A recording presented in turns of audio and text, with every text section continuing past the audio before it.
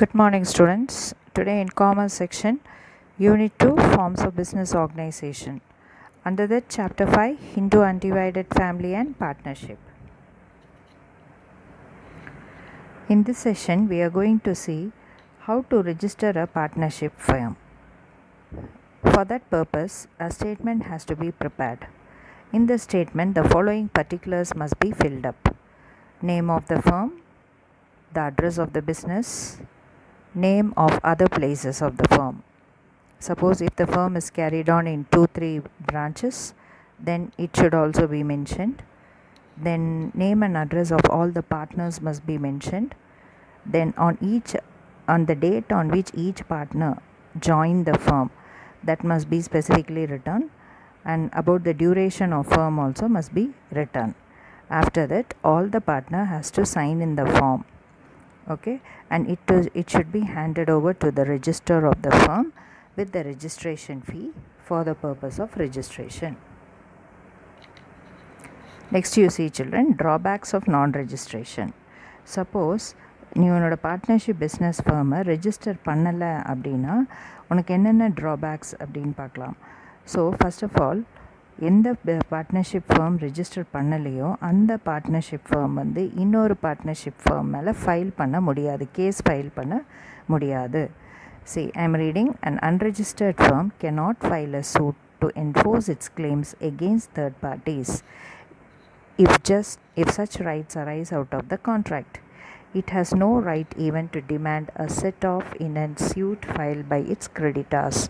So இப்போ unregistered ஃபர்மாக இருந்தால் உனக்கு கிளைம்ஸ் எதுவுமே வந்து கிளைம் பண்ண முடியாது from other firms. You got me students? Okay. Right to suit for right arising.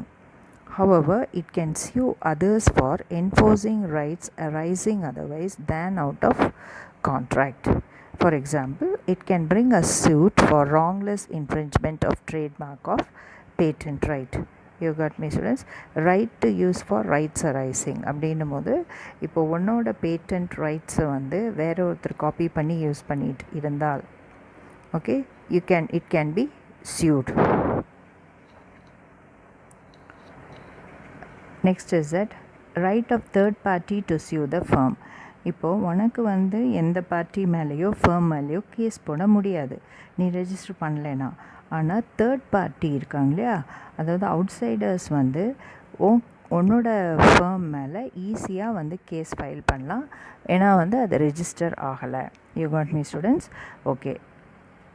right of third parties to sue the firm. The rights of third party against a firm are not affected by non-registration. In short, non-registration does not affect the following rights. அப்படின்னா suppose நம்ம non-register பண்ணலைன்னா கூட அது இந்த following ரைட்ஸை வந்து affect பண்ணாது. என்ன அப்படின்னா, suit not exceeding ₹100. Okay. The rights of firm or partners of firm having no place of business in India. இப்போ அந்த பிஸ்னஸ் ஃபர்மோட அட்ரஸ் வந்து இந்தியாவில் இல்லை அப்படின்னா you cannot claim like this. The power of an official assignee or receiver to realize the property of an insolvent partner. Okay. So first, insolvent partner அப்படின்னா என்ன? That is one who goes bankrupt. அதாவது பணமே இல்லாமல் அவனுக்கு அந்த case, இப்போ அந்த partnership பிஸ்னஸில் வரக்கூடிய ப்ராஃபிட் மாத்திரமே இருக்கும். ஓகே. ஸோ அந்த மாதிரி டைமில் இவன் வந்து கடனில் உள்பட்டான். Suppose is not able to pay the creditors mean that position is called as a insolvent position. You got me students? Okay. So அந்த மாதிரி பொசிஷனில் இருக்கும் போது the power of an official assignee or receiver to realise a property of an insolvent firm. அப்போ அந்த third பார்ட்டிக்கு இந்த insolvent ஃபர்மோட assets எல்லாத்தையும் வந்து எடுக்கிறதுக்கு எல்லா ரைட்ஸும் இருக்குது, provided if you are not registered. Okay. Next is suit arising otherwise than out of contract or as explained below. You got me, students? There are rights of third party against a firm or any of its partners. So third parties க்கு வந்து firm மேலேயும் case போடலாம், ஃபேர்மில் இருக்கிற partners மேலேயும் case போடலாம். Suppose உன்னோட firm அன்ரெஜிஸ்டர்டாக இருந்தால். Next, suit by a partner for dissolution of firm or for accounts of a dissolved firm or for a share in the assets of a dissolved firm as well. Okay, so இப்போ வந்து என்ன பண்ணலாம், third party உன் மேலே case file பண்ணலாம் இல்லையா.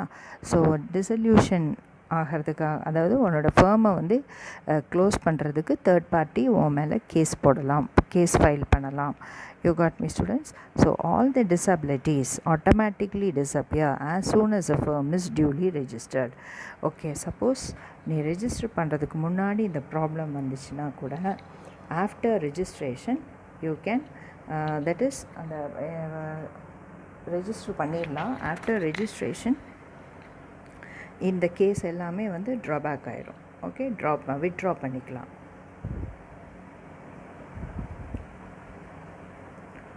Next வந்து dissolution of the firm. இந்த டிசல்யூஷன் ஆஃப் த ஃபர்ம் வந்து ரொம்ப இம்பார்ட்டண்ட் டாபிக் ஸ்டூடெண்ட்ஸ். ஸோ அதாவது ஒரு ஃபர்மை வந்து எப்படி வந்து க்ளோஸ் பண்ணலாம், அது என்னென்ன டைப்பில் இருக்குது. ஓகே, ஒரு ஃபேர்மை க்ளோஸ் பண்ணணும் அப்படின்னா என்ன சிச்சுவேஷனில் க்ளோஸ் பண்ணலாம், இதெல்லாம் நம்ம வந்து படிக்க போகிறோம். இப்போ டிசல்யூஷன் ஆஃப் ஃபேர்ம் வந்து 2 டைப்ஸில் இருக்குது. ஒன்று டிசல்யூஷன் ஆஃப் ஃபேர்ம், இன்னொன்று வந்து டிசல்யூஷன் ஆஃப் பார்ட்னர்ஷிப். இப்போ டிசல்யூஷன் ஆஃப் ஃபேர்ம் அப்படின்னா partnership business comes to an end. அதாவது அந்த பிஸ்னஸே வந்து ஃபுல்லாக எண்டுக்கு வந்துடும். ஓகே ஸ்டூடெண்ட்ஸ், அதுக்கப்புறம் அந்த பிஸ்னஸை கண்டினியூ பண்ண முடியாது. டிசல்யூஷன் ஆஃப் பார்ட்னர்ஷிப் அப்படின்னும் போது இந்த பார்ட்னர்ஸ்குள்ளே மாத்திரம் டிசல்யூஷன் ஆவாங்க. அதாவது ஒரிஜினல் அக்ரிமெண்ட்டை வந்து ஒன்றுமே டச் பண்ண மாட்டாங்க. Okay, the agreement will be terminated and then new agreement will be put. But after that the business can be continued. Okay, hope you are able to understand the difference.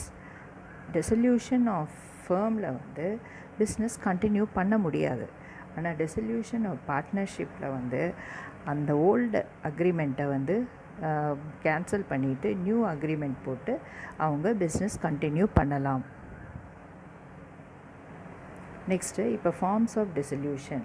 First, change in the existing profit sharing ratio, admission of a partner, retirement or death of a partner, insolvency of a partner, expiry of the term of partnership, completion of specified venture, dissolution by agreement.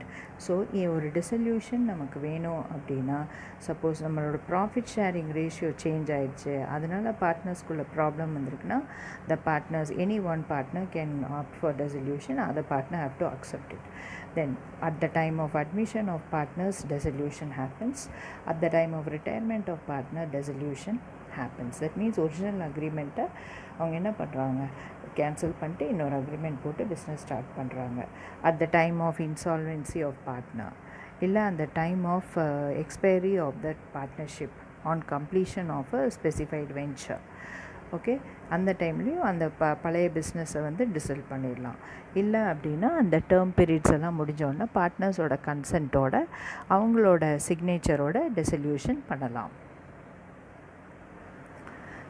Now, dissolution of partnership firm has taken place in 2 ways. One is without the order of court and with the order of court. Okay students, first court order இல்லாமல் எப்படி dissolution பண்ணலாம் அப்படின்னா, suppose agreement போட்டிருப்பாங்க இல்லையா, அந்த அக்ரிமெண்ட்டில் by mutual கன்சென்ட்டை partners வந்து dissolve பண்ணலாம். சரி, நம்ம இதுக்கு மேலே இந்த பிஸ்னஸை வந்து ரன் பண்ண முடியாது, ஏன்னா கண்டினியூஸ் லாஸில் வருது, இல்லை இந்த ப்ராடக்டை வந்து யாருமே விருப்பப்பட மாட்டேங்கிறாங்க, மார்க்கெட்டில் சேல்ஸ் அது இந்த மாதிரி நிறைய ரீசன் இருக்கலாம். You got me students? Okay, so இந்த மாதிரி இருக்கும்போது மியூச்சுவல் கன்சென்ட்டோட பார்ட்னர்ஸ், ஆல் த பார்ட்னர்ஸ், இப்போ 3 பார்ட்னர் இருந்தாங்கன்னா அந்த 3 பார்ட்னருமே வந்து டிசைட் பண்ணணும் பார்ட்னர்ஷிப்பை க்ளோஸ் பண்ணலான்னு சொல்லிட்டு. Okay students? Okay, so it can be very easily created by contract. At the same time, it can be very easily terminated by the contract. Okay, next is by insolvency of all partners but one.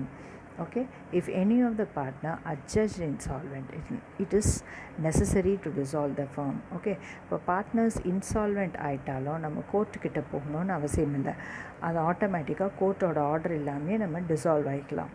You got me, students? Next,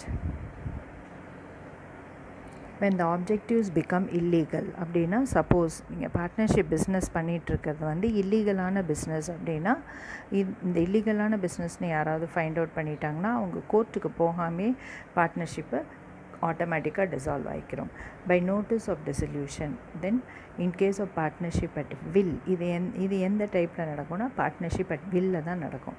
so any partner வந்து can give a written information to all other partners indicating his intention to dissolve the firm, then the firm will be dissolved.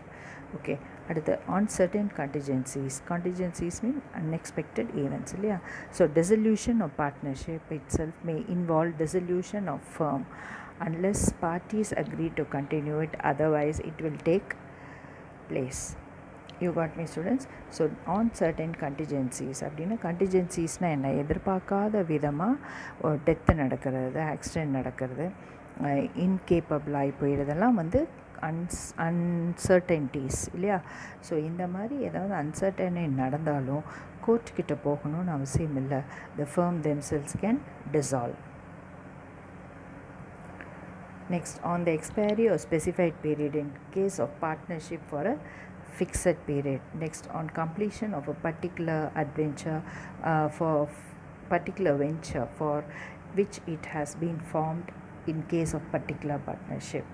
On the death of a partner, on the retirement of a partner, on the insolvency of a partner. So in the ella cases the business cannot be continued by the remaining partners. Okay, dissolution of the firm takes place automatically. You got me students?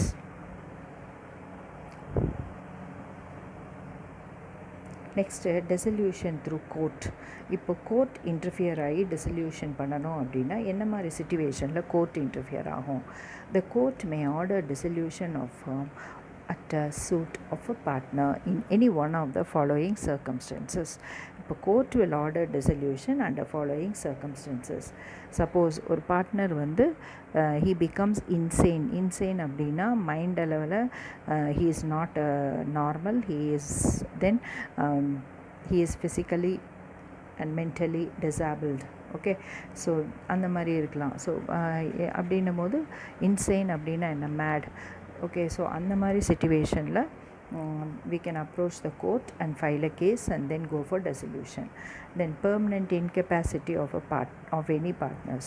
Okay, ஒரு பார்ட்னர்னால் continuously அவங்களால வந்து இந்த பிஸ்னஸில் வந்து participate பண்ண முடியல அப்படின்னும் போது அந்த other partners can go for dissolution. Incapacity mean handicapped or sick, like that.